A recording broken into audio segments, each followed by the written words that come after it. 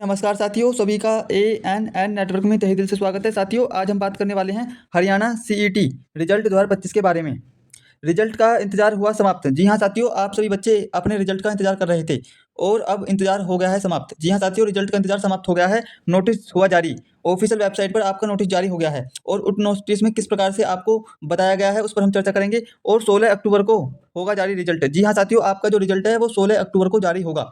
Normalisation marks किस प्रकार से मिलेंगे आपको हर शिफ्ट में, इस पर भी हम चर्चा करेंगे। और करेक्शन पोर्टल कब जारी होगा इस पर भी हम चर्चा करेंगे साथियों। और डाटा हुआ जारी। साथियों, सभी शिफ्टों का डाटा जारी हो गया है वेबसाइट पर। छात्रों में खुशी की लहर। इतने नंबर वाले मेंस की तैयारी शुरू कर दें। जी हाँ साथियों, यदि आपके इतने अंक आ रहे हैं तो आप मेंस की तैयारी शुरू कर दें, समय बहुत कम है। साथियों, वीडियो स्टार्ट करने से पहले मैं आप सभी बच्चों से एक गुजारिश करना चाहता हूं। जो बच्चे एएनएन नेटवर्क पर पहली बार आए हैं तो वे सभी बच्चे एएनएन नेटवर्क को सब्सक्राइब कर दें, ताकि हम जो भी वीडियो अपलोड करें हरियाणा सेट रिजल्ट 2025 से संबंधित उसका नोटिफिकेशन सबसे पहले आप तक पहुंच जाए। तो चलिए साथियों, बिना किसी देरी के करते हैं वीडियो को स्टार्ट। देखिए, सबसे पहले आप सभी बच्चे आज की ताज़ा अपडेट पढ़ें, आखिरकार न्यूज़पेपर में क्या छपा है। और मैं आपको बता देना चाहता हूं कि ये जो न्यूज़ है वो सबसे पहले आपको एएनएन नेटवर्क पर दिखाई जा रही है। सबसे पहले आपको एएनएन नेटवर्क पर ये न्यूज़ बताई जा रही है, इसलिए आप एएनएन नेटवर्क को सब्सक्राइब कर दें, ताकि आप सबसे पहले और सबसे सटीक जानकारी प्राप्त कर सकें।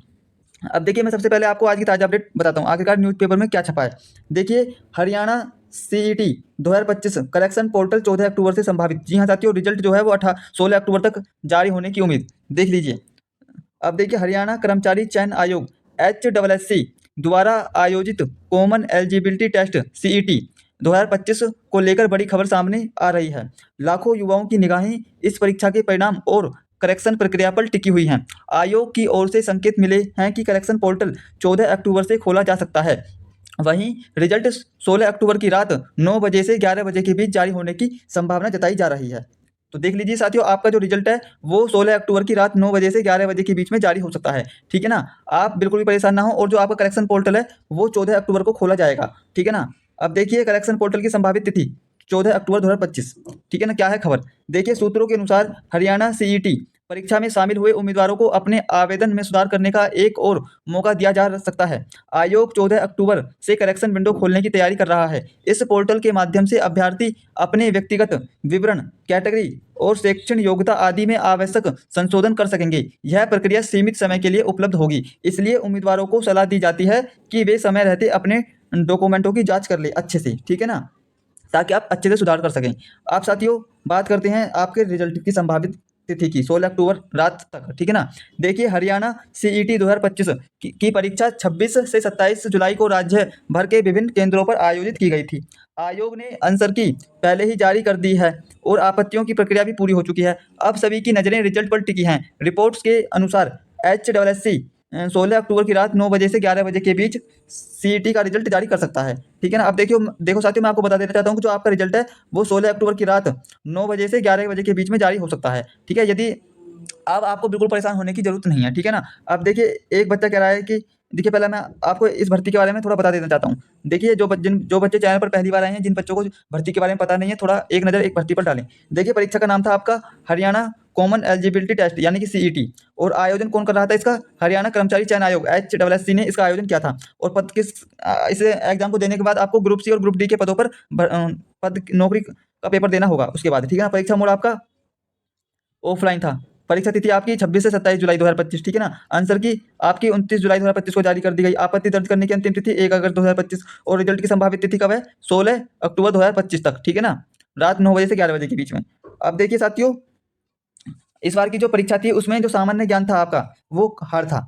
ठीक है ना। और रीजनिंग भी थोड़ी सही थी, मैथ थोड़ी हार्ड थी आपकी, और हिंदी और अंग्रेजी भाषा आपकी आई थी। हरियाणा सामान्य ज्ञान थोड़ी कठिन आई थी इस बार। ठीक है ना, जैसा कि मैंने आपको बताया, सामान्य ज्ञान इस बार आपकी हार्ड आई थी। अब देखिए, रिजल्ट के बाद की प्रक्रिया किस प्रकार से होगी। नॉर्मलाइजेशन स्कोर के आधार पर मेरिट लिस्ट बनेगी आपकी। ठीक है ना। विभागवार पदों के लिए आवेदन आमंत्रित किए जाएंगे। साथियों, जब आप इसका पास कर लेते हो तो आपको ग्रुप सी और ग्रुप डी के आप फॉर्म भर सकते हैं और आप पेपर दे सकते हैं जो भी। और ये 3 साल के लिए वैलिड होगा आपका। डॉक्यूमेंट वेरिफिकेशन और फाइनल चयन नियुक्ति पत्र जारी किए जाएंगे फिर उसके बाद। ठीक है। अब देखिए, स्कोर की वैधता। देखिए, सीईटी स्कोर 3 वर्ष तक वैध रहता है। ठीक है ना। इस अवधि में उम्मीदवार विभिन्न भर्तियों के लिए इसी स्कोर के आधार पर आवेदन कर सकता है, ग्रुप सी और ग्रुप डी, सी और डी के पदों पर। ठीक है ना, जैसा कि आप सभी को पता है। अब देखिए, एक बच्चा कह रहा है कि सर मेरे 27 इवनिंग में 74 नंबर हैं। देखिए आपका बहुत अच्छा स्कोर है, आपका 100% सिलेक्शन होगा, आप किसी भी भर्ती में फॉर्म भर सकते हैं, ग्रुप सी या फिर डी की किसी भी भर्ती में, ठीक है ना। अब देखिए अगला बच्चा कह रहा है कि सर स्टेनो वालों को कितना नंबर चाहिए। जी मैं आपको बताऊंगा, सभी पोस्टों की कट ऑफ बताऊंगा अगर क्या रहेगी। यदि आपके उतने अंक आ रहे हैं तो आप बेफिक्र हो जाएं, आप किसी भी पोस्ट में भर सकते हैं। यदि आप, मैं सेफ स्कोर की भी बात करूंगा, ठीक है ना। अब देखिए एक बच्चा कह रहा है कि सर BCB 27 इवनिंग 69 नंबर है, SI के लिए नाम आएगा या नहीं। देखिए 100% आएगा, 100% आपका SI के लिए नाम आएगा। आप SI की तैयारी शुरू कर दें, क्योंकि साथियों अब समय बहुत कम है, रिजल्ट कभी भी आपका जारी हो सकता है, ठीक है ना। अब एक बच्चा कह रहा है कि सर नॉर्मलाइजेशन में कितना नंबर बढ़ेगा ये बताओ। देखिए मैं आपको सभी बच्चों को बता देना चाहता हूँ, जो आपका जो नॉर्मलाइजेशन मार्क्स है वो 10 से 12 अंक के बीच में बढ़ेंगे सभी बच्चों के, हायर शिफ्ट वालों की, ठीक है ना। अब देखिए एक बच्चा कह रहा है कि sir Haryana police constable AWS cut off क्या रहेगी। देखिए मैं बिल्कुल सभी कैटेगरी कट ऑफ बताऊंगा, यदि आपके उतने अंक आ रहे हैं तो आप बेफिक्र हो जाए, ठीक है ना। अब देखिए एक बच्चा कह रहा है कि good information sir best teacher Haryana. जी हाँ साथियों, आपका ये भरोसा ही हमारे लिए, हमें बहुत अच्छा लगता है। देखिए हम हरियाणा में ही नहीं, देखिए ANN नेटवर्क हरियाणा में ही नहीं, पूरे राज्य की हर खबर को दिखाता है। किसी भी राज्य की गवर्नमेंट जॉब हो, पूरे केंद्र सरकार की जॉब हो, साथियों हर सूचना ANN नेटवर्क द्वारा दी जाती है। इसलिए आप ANN नेटवर्क को सब्सक्राइब कर लें, ताकि आप सरकारी नौकरी से संबंधित सभी सूचनाएं समय पर प्राप्त कर सकें, ठीक है ना। अब देखिए मैं आपको बता देना चाहता हूं कि हरियाणा CET 2025 में कितने बच्चों ने पेपर दिया, कितने बच्चों ने पेपर छोड़ दिया, फुल इन्फॉर्मेशन डाटा जारी हो चुका है। देखिए हरियाणा CET 2025 शिफ्ट वाइज उपस्थिति का विवरण, ठीक है ना। देखिए 26 जुलाई की अगर मैं बात करूं तो पहली शिफ्ट में 3,47,790 लगभग उपस्थित रहे, और लगभग 37,500 ने पेपर छोड़ा, ठीक है ना।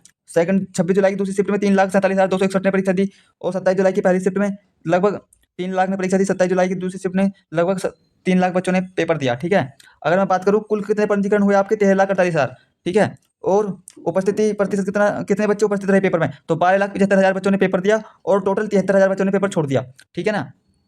अब देखिए पहले दिन की दोनों शिफ्टों में लगभग 6,75,000 अभ्यर्थी शामिल हुए, जिसमें उपस्थिति प्रतिशत 90% रही आप सभी बच्चों की, पहले दिन की दोनों पारी में, ठीक है ना। अब देखिए दूसरे दिन भी परीक्षा शांतिपूर्ण तरीके से संपन्न हुई, और लगभग 6 लाख से अधिक अभ्यर्थियों ने भाग लिया, ठीक है। परीक्षा 22 जिलों में चंडीगढ़ में आयोजित की गई थी, ठीक है ना। परीक्षा 22 जिलों और चंडीगढ़ में आयोजित की गई थी, ठीक है ना। इस प्रकार से आपका परीक्षा आयोजित की गई थी।